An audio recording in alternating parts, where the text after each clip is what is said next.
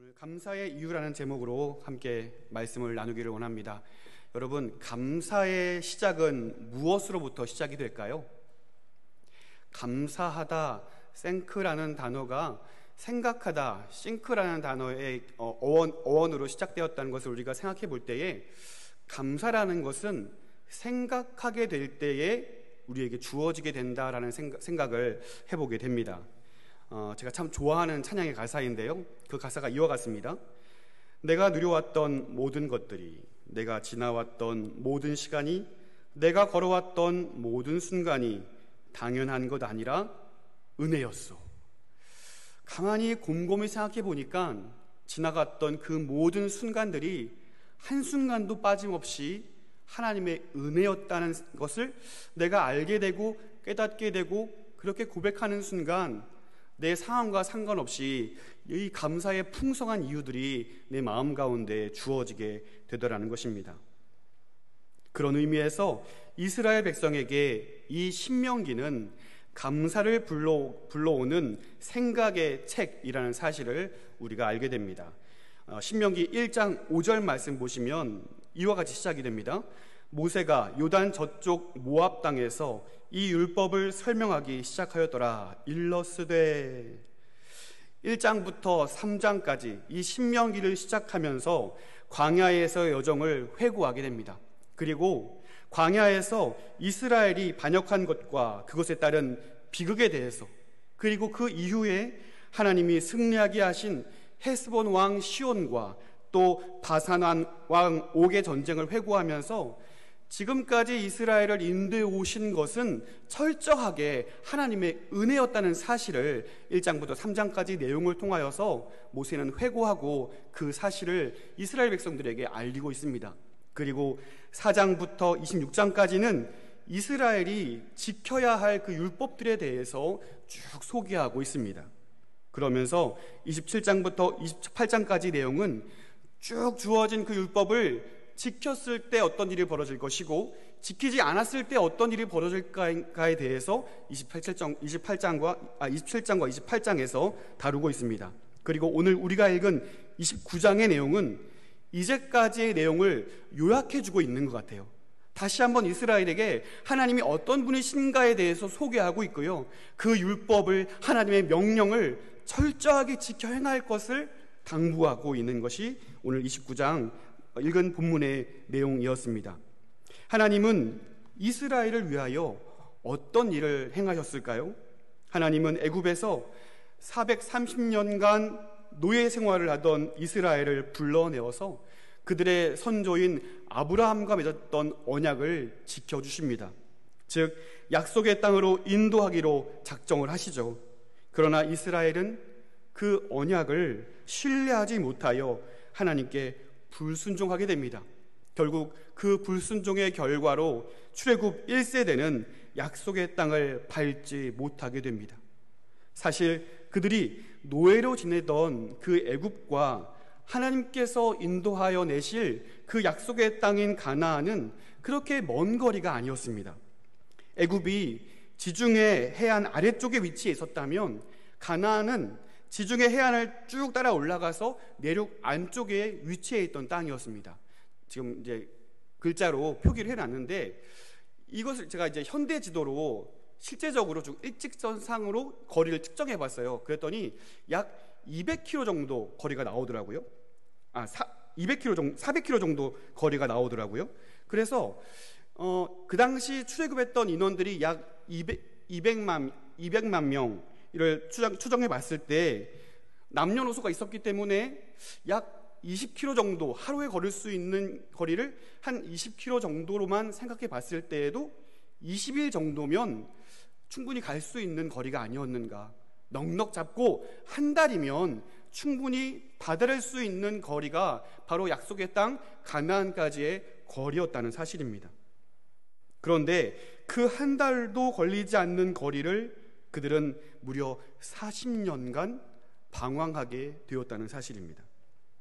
그들에게 내비게이션이 없었기 때문이 아니라 하나님 앞에 불순종함으로 출애굽 1세대는 그 약속의 땅을, 그 영광의 땅을 밟지 못하고 광야에서 죽음을 맞이할 수밖에 없었다는 사실입니다. 그렇게 1세대는 광야에서 죽게 되었고, 광야에서 태어난 이 출애굽 2세대는 드디어 약속의 땅을 눈앞에 두고 모압 땅에 서 있습니다. 약속의 땅 요단 동편의 모압 땅에 서서 이 역사적인 순간에 모세는 광야 2세대를 불러 모아서 그들로 하여금 중요한 한 사실을 생각하게 합니다. 그렇다면 하나님께서 모세를 통하여 광야 2세대에게 생각나게 하는 내용은 무엇입니까? 무엇을 회상하게 하십니까? 그것은 바로 이스라엘과 언약을 맺으신 분이 누구인가를 생각나게 하시는 것이었습니다. 이스라엘을 인도하여 노예의 신분에서 벗어나 하나님의 백성으로 구원하신 분이 누구인지를 깨닫게 하시는 것입니다. 여러분, 한 가지를 기억하셨으면 좋겠습니다. 이스라엘 1세대도 이 질문에 대한 정답을 알고 있었습니다. 우리를 인도하신 분이 여호와 하나님이라는 사실을 이스라엘 1세대도 분명히 알고 있었습니다. 그들은 더욱 가까이에서 그들을 어떻게 인도하셨는지, 자기들을 어떻게 구원해 내셨는지 더욱 자세하게 그들은 보고 듣고 알았습니다. 그럼에도 불구하고 그들은 약속의 땅을 밟는 것에 실패하고 맙니다. 마찬가지로 모세는 이 출애굽 2세대에게 정답을 요구하고 있지 않습니다. 무엇을 요구하고 있습니까? 아는 것을 행하라라는 것입니다. 너희를 인도한 하나님이 누구인지 알았다면 하나님의 인도하심을 끝까지 철저하게 신뢰하여 믿으라는 것입니다. 너희를 구원한 하나님이 누구인지 안다면 구원받은 백성답게 하나님의 자녀답게 삶을 살아가라.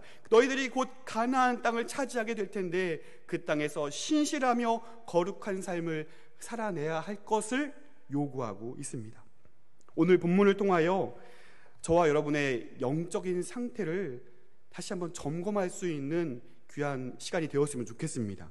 약속의 땅을 밟지 못한 채 광야에서 죽음을 맞이할 수밖에 없었던 출애굽 1세대를 여러분 떠올려 보시기를 바랍니다.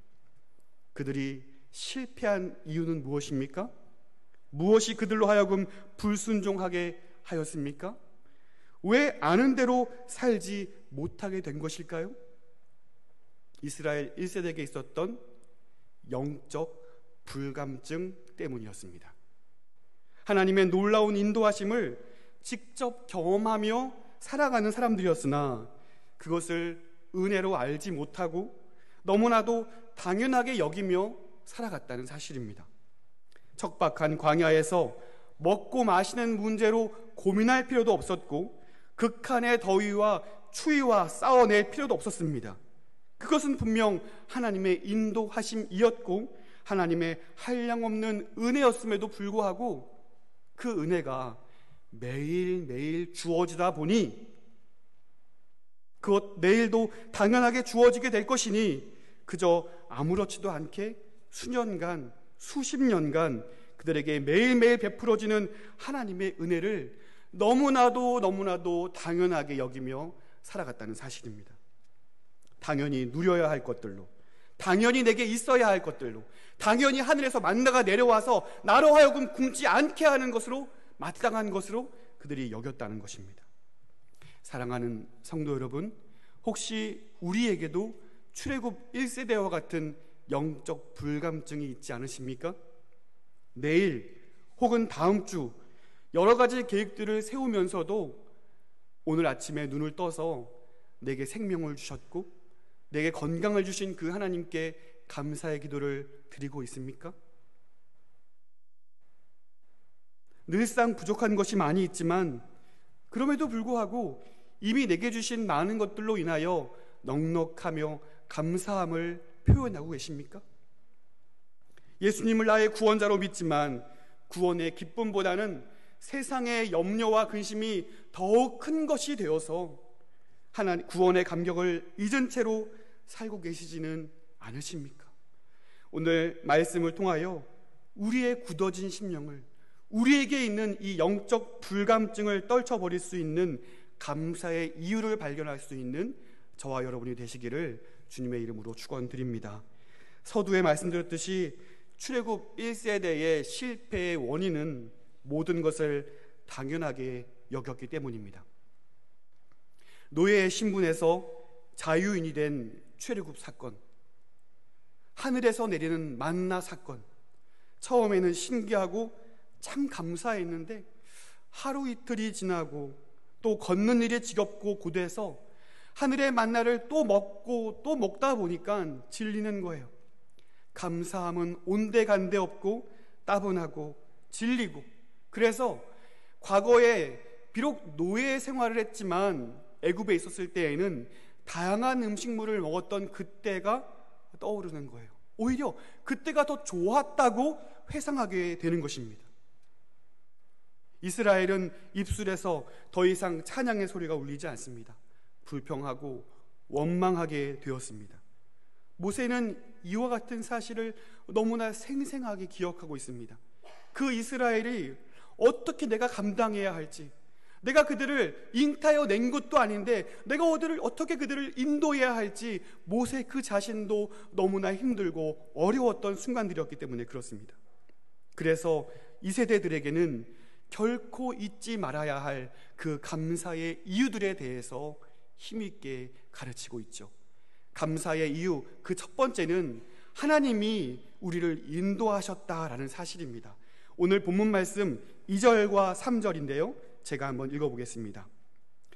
모세가 온 이스라엘을 소집하고 그들에게 이르되 여호와께서 애굽 땅에서 너희의 목전에 바로와 그의 모든 신하와 그의 온 땅에 행하신 모든 일을 너희가 보았나니 곧 그 큰 시험과 이적과 큰 기사를 내 눈으로 보았느니라. 아멘. 하나님은 이스라엘에게 큰 구원을 이루어 주셨습니다. 그들을 노예 삼고 있던 애굽에게 10가지 재앙으로 그들을 심판하셨습니다. 피, 개구리, 이, 파리, 악질, 독종, 우박, 메뚜기, 흑암, 장자의 죽음, 이 10가지의 재앙은 애굽을 심판하는 도구로 사용되었을 뿐만 아니라 애굽이 그토록 섬겼던 그 우상들에 대한 심판이기도 했다는 사실입니다. 하나님은 애굽이 섬기는 신들로 애굽을 심판함으로써 그들이 열렬히 섬겼던 그 우상들이 아무런 능력도 없고 아무런 힘도 없고 아무런 구원도 베풀 수 없는 연약하고 아무것도 아닌 존재라는 사실을 분명히 말씀해주고 있었다는 사실입니다. 이로 인해 이스라엘은 자기들을 구원하신 분이 누구인지 분명히 보게 됩니다. 그 10가지의 재앙을 통하여 심판을 당한 애굽 사람들도, 바로 왕을 포함한 모든 애굽 사람들도 그 하나님이 누구인가를 철저하게 깨닫게 되었습니다. 하나님의 인도하심은 출애굽 이후에도 이스라엘 백성들에게 여전히 이어지게 되는데요, 5절 말씀 함께 읽어보실까요? 5절입니다. 함께 읽겠습니다. 주께서 40년 동안 너희를 광야에서 인도하셨거니와 너희 몸의 옷이 낡아지지 아니하였고 너희 발의 신이 헤어지지 아니하였으며. 아멘. 광야에서 그들은 갈 바를 알지 못했습니다. 어디로 가야 할지 알지 못했습니다. 스스로 길을 발견할 수도 없었습니다. 뿐만 아니라 그들은 그 척박한 광야에서 매일마다 무서운 독충과 또 낮에는 장렬하는 태양을 마주해야 했고 밤에는 살을 애위는 추위를 경험해야 했습니다. 하지만 5절의 말씀대로 그들을 40년간 사람이 살 수 없는 광야를 이스라엘 백성들은 견뎌내었습니다. 그 이유가 무엇입니까? 하도 광야에서 오래 살아서 다들 캠핑 전문가가 되었기 때문일까요? 그건 아닌 것 같아요. 오늘 5절 말씀대로 주께서 40년 동안 너희를 광야에서 인도하셨거니와. 아멘. 하나님께서 친히 이스라엘을 인도해 주셨기 때문이다. 오늘 모세는 이스라엘 이스라엘에게 이와 같이 선포하고 있는 것입니다.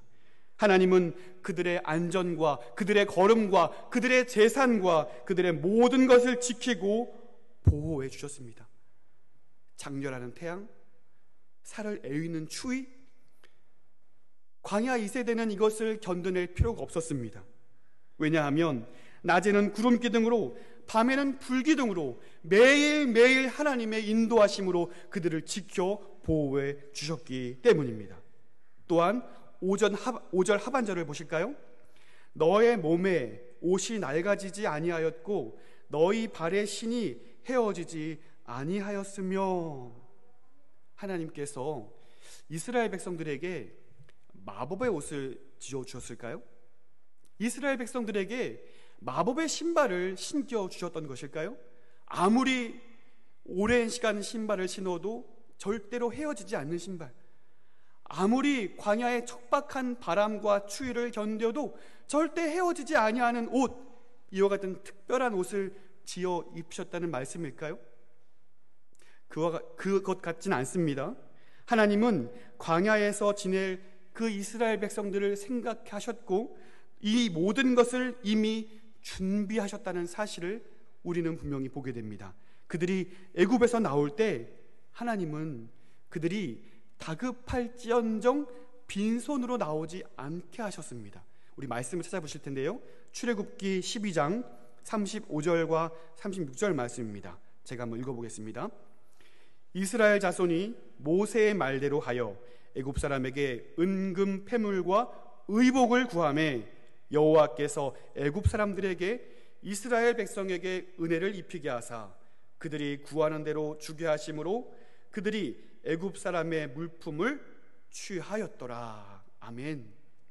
마치 전쟁에서 승리하여 전리품을 얻게 되는 것과 마찬가지로 이스라엘은 자신들이 사용할 의복 및 필요한 많은 것들을 가지고 나올 수 있었다는 사실입니다. 하지만 아무리 많은 것을 가지고 나왔을지언정 오랜 시간 동안 광야에서 생활을 하다 보면 그 물품들도, 그 옷도, 그 신발도 결국 헤어지고 말 거예요. 그러나 오늘 본문에서 우리의 이스라엘 백성들의 의복과 신발이 헤어지지 않고 닳지 않았다라고 말씀하시는 것은 그들의 의복과 신발이 헤어지기도 전에 하나님은 그 광야에서 이방 민족들과의 전쟁을 통하여서 다시금 필요한 모든 것을 공급받게 하셨다는 사실입니다. 하나님은 이처럼 삶의 작은 것 하나까지도 섬세하게 살피시고 우리에게 반드시 있어야 할 모든 것을 알고 계시고 채우시는 분이심을 여러분 믿으시기를 바랍니다. 그래서 예수님께서 이와 같이 말씀하시죠. 마태복음 6장 31절부터 33절까지 내용을 우리 한 목소리로 함께 읽어보겠습니다. 그러므로 염려하여 이르기를 무엇을 먹을까, 무엇을 마실까, 무엇을 입을까 하지 말라. 이는 다 이방인들이 구하는 것이라. 너희 하늘 아버지께서 이 모든 것이 너희에게 있어야 할 줄을 아시느니라. 그런즉 너희는 먼저 그의 나라와 그의 의를 구하라. 그리하면 이 모든 것을 너희에게 더하시리라. 아멘. 그래서 하나님의 인도하심을 견고하게 믿는 사람들은요, 더욱 감사의 이유가 풍성해지는 것을 우리는 믿습니다. 비록 우리에게 처해진 많은 상황들이 해결되지 않았다 할지라도 우리의 필요한 모든 것을 채우실 그 하나님을 내가 신뢰하기에 어려움을 감사함으로 아직 해결되지 않은 많은 문제들을 이미 해결된 사람처럼 능히 감당하여 살게 되는 것입니다. 오늘 이 말씀 우리가 기억하여 하나님 앞에 더욱 많은 감사의 이유를 발견할 수 있게 되기를 간절히 소원합니다. 하나님께서 우리를 인도해 주십니다. 놀라운 방법으로, 우리가 할 수 없는 방식으로, 우리가 감히 이룰 수 없는 놀라운 하나님의 능력으로 우리를 인도해 줄 것을 여러분 믿으시기를 바랍니다. 감사의 조건 그 두 번째는 언약을 이루시는 하나님이 있기 때문에 우리는 감사할 수 있습니다. 우리 7절 말씀, 8절 말씀 제가 읽도록 하겠습니다.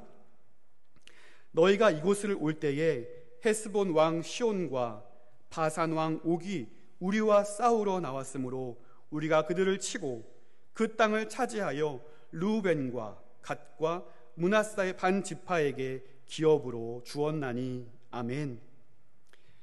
이 전쟁을 통하여 이스라엘 백성은 요단 동편 땅을 차지하게 됩니다. 그리고 이 땅에 르우벤과 갓과 므낫세 반 지파가 그 땅을 차지하게 됩니다. 이로써 하나님은 그들의 선조 아브라함과 맺으신 언약을 신실하게 이루어내십니다. 여러분, 하나님은 언약하신 것을 잊지 아니하시고 마침내는 결국에는 이루시는 분이심을 여러분 믿으시기를 바랍니다. 그래서 하나님은 신실하시다 우리가 찬양할 수 있는 것 아니겠습니까?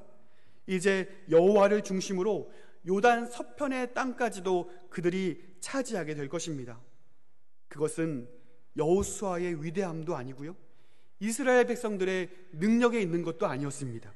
하나님은 언약을 이루시는 신실한 하나님이시기에 그 모든 것은 하나님의 은혜로 신실하게 주어지게 될 것이라는 사실입니다. 사랑하는 성도 여러분, 고단한 삶을 살아가시면서 나는 감사할 것이 없다, 나에게는 감사할 이유가 아무것도 없다, 나의 삶은 이토록 고단한 것인가 염려하고 근심하게 될 때에 우리는 마음으로 이와 같이 고백했으면 좋겠습니다. 나에게는 감사의 이유가 있다. 여러분 함께 고백해 보실까요? 나에게는 감사의 이유가 있다. 그렇습니다. 우리에게는 감사의 이유가 있습니다. 왜냐하면 하나님이 우리를 인도하시기 때문에 그렇습니다. 하나님은 언약하신 것을 반드시 지키시며 이루시는 신실한 하나님이시기 때문에 그렇습니다. 모세는 출애굽 2세대에게 하나님은 이와 같은 구원자이시며 인도자이심을 선포하고 있습니다. 출애굽을 통하여 그 척박한 광야의 여정을 통하여 나타내신 하나님의 역사를 가르치고 있습니다.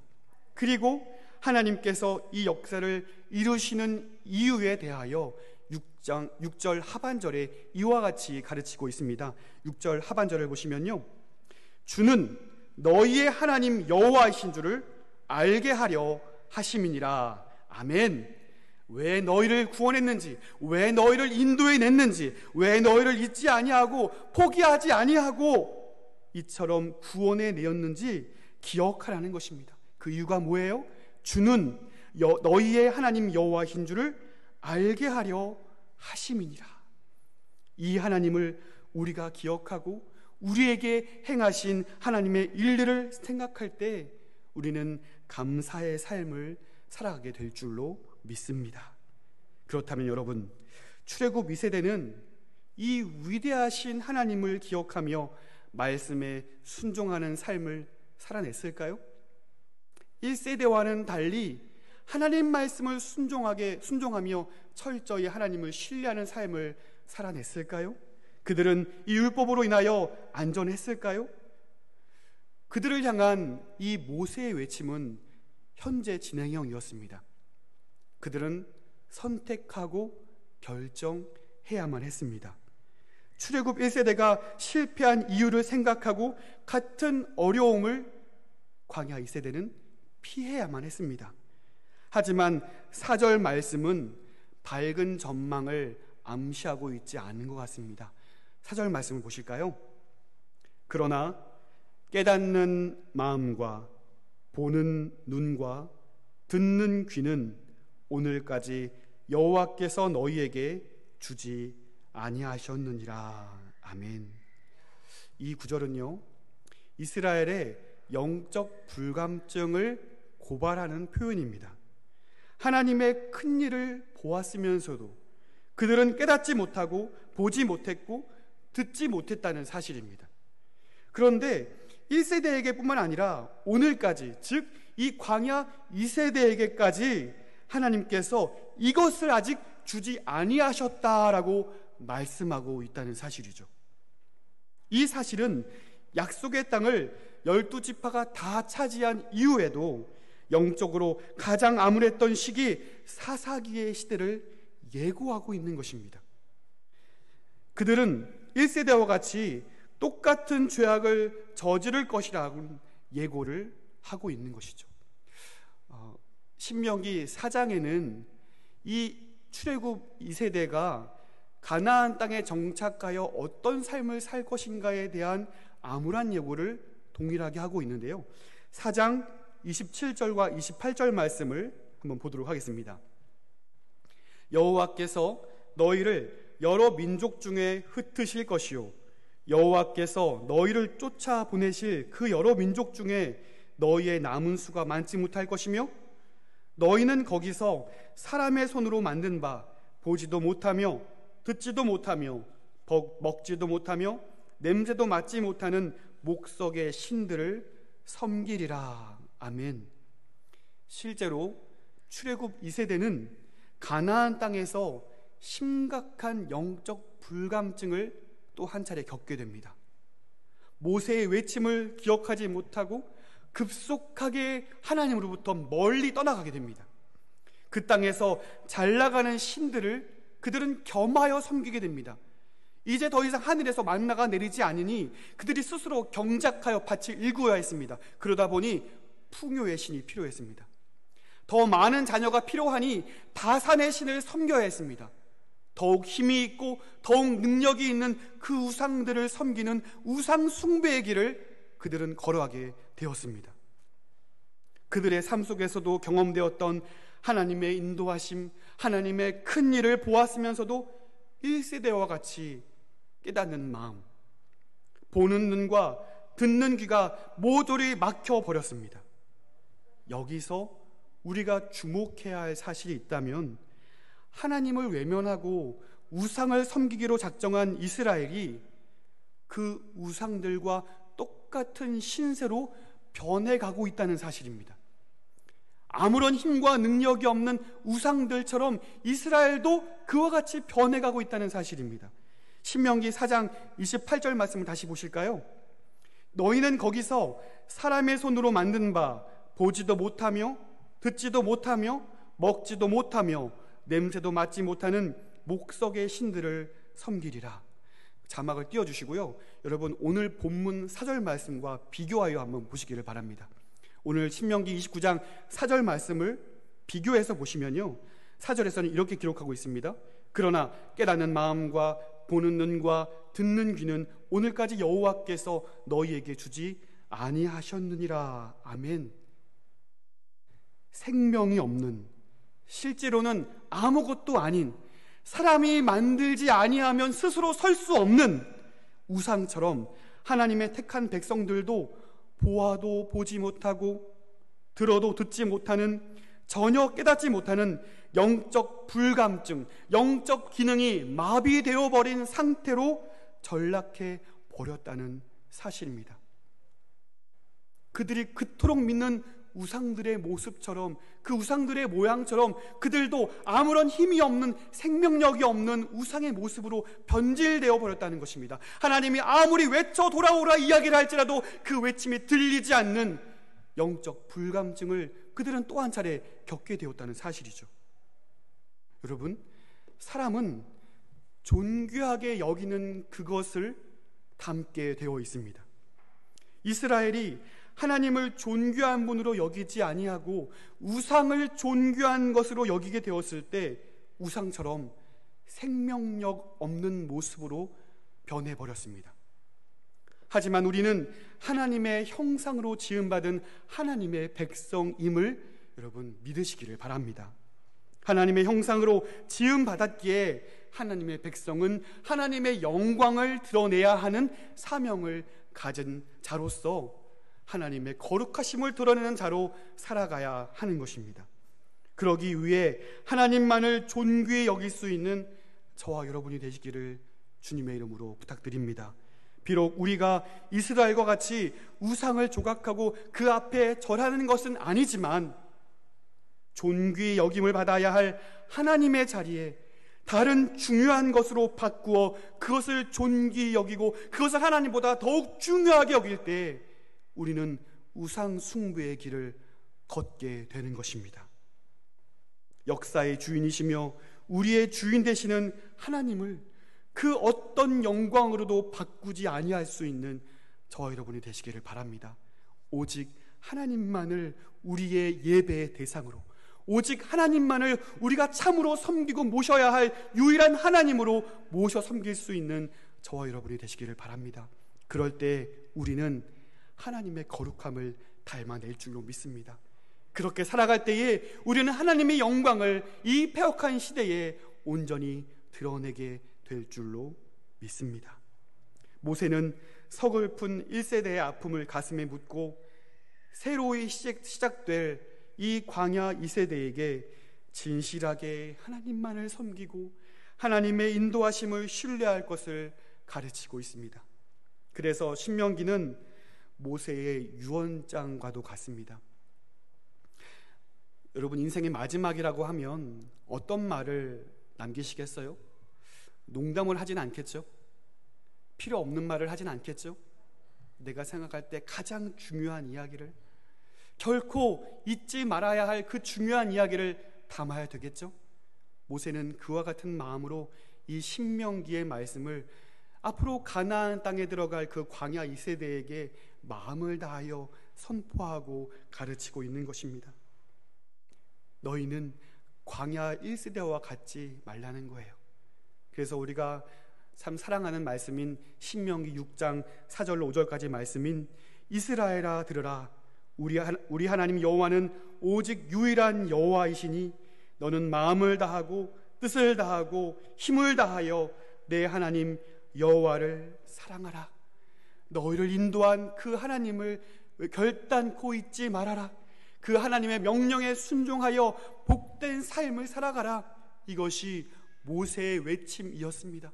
그리고 이 모세의 외침은 오늘 우리 그리스도인들에게, 오늘 현재를 살아가는 우리 모든 하나님의 자녀들에게 동일하게 외치고 있고 동일하게 가르치고 있다는 사실입니다. 불순종의 세대의 모습을 버리고 너희를 구원한 하나님, 인도하시는 그 하나님을 의지하여 그분의 백성답게 살아갈 것을 우리에게 요구하고 있습니다. 그러기 위하여 우리는 감사의 이유를 늘 떠올리고 찬양할 수 있게 되기를 소원합니다. 다시 한번 말씀드립니다. 하나님은 우리를 인도하시는 분이십니다. 내가 해결할 수 없는 모든 문제들을 하나님은 해결하시고 더 나은 길로 우리를 인도하십니다. 뿐만 아니라 하나님의 자녀들을 책임지시고 우리의 쓸 것을 미리 아시고 채우시는 분이심을 믿으시기를 바랍니다. 하나님은 언약을 이루시는 분이십니다. 하나님은 약속한 것을 반드시 이루심으로 하나님의 신실하심을 나타내 보이십니다. 현재 처한 고난과 문제 앞에서 그 신실한 하나님만을 신뢰할 수 있는 저와 여러분 되시기를 간절히 소원합니다. 말씀을 정리하겠습니다.